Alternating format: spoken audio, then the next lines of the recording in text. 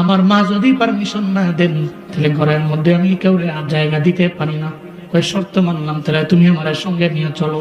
হযরত ইমাম মালিক রাহমাতুল্লাহ আলাইহি যখন ওনাকে নিয়ে বাড়ির দিকে রওনা হয়ে যায়, যাওয়ার পথে তাকায় দেখে হযরত আমির বিন নানাস, উনি তাকায় দেখে যেই রাস্তা দিয়ে ইমাম মালিক নিয়ে যায় ওই রাস্তাটা ওনার কাছে পরিচিতই মনে হয়। সুবহানাল্লাহ, জোরে কয় না। রাস্তা পরিচিত মনে হয়। হযরত ইমাম মালিক যায়, পেছনে পেছনে করে হযরত আমির বিন নানাস উনিও যায়।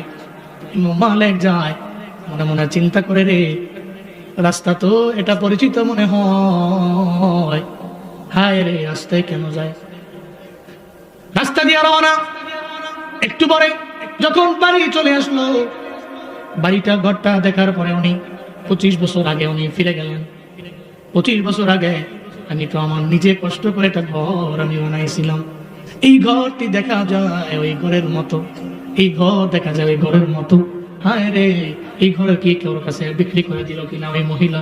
কারণ মনে মনে চিন্তা হইল, আমি তো 25 বছর আগে চইলা গেছিলাম, হয়তো আমার কালো বিবি আমারে পায় নাই, আমারে বইলেই তো আমারে চইলা গেছে অন্য একটা ঘরের মধ্যে, হয়তো অন্য জায়গায় বিবাহ বন্ধনে আবদ্ধ হয়ে গেল, কিন্তু এই ঘরটা তো দেখতে আমার কাছে বড় পরিচিত মনে হয়। হায় রে, এই ঘরের মধ্যে বর্তমানে কে থাকে? আবার দেখি ইমাম মালিক রাহমাতুল্লাহ আলাইহি, উনি ঘরটা দেখায় এটাই নাকি ওনার ঘর। উনি তো বারবার উনি অবাক হয়ে যাচ্ছে, কারণ নিয়ম তো এটাই, বিবিরে যদি সেইরা দিয়া চলে যায়, বিবি তো 2 দিন 3 দিন 1 মাস 2 মাস ওয়েটিং এ থাকতে পারে, এরপরে কয়েকদিন পরে কইব আল্লাহ হাফেজ, ঠিক কিনা?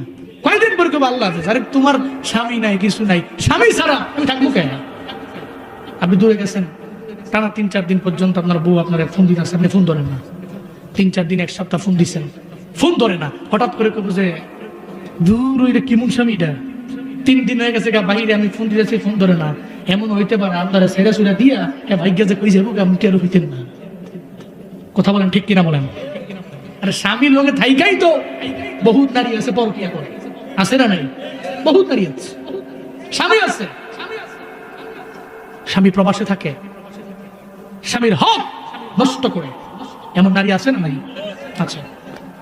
আর ওই জায়গায় 25 বছর আগে উনি মহিলা রেখা গেছে, এটা গেলে থাকবো উনি নিশ্চিত যে নাই, কনফার্ম নাই। তুই ঘর দেখে অবাক হলেন যে রাস্তাটা পরিচিত, রাস্তা দিয়ে আনতে আনতে এমন একটা ঘরে আনলো, ঘরটাও তো আমার কাছে বড় পরিচিতই মনে হয়। হযরত ইমাম মালিককে বলতে লাগলেন,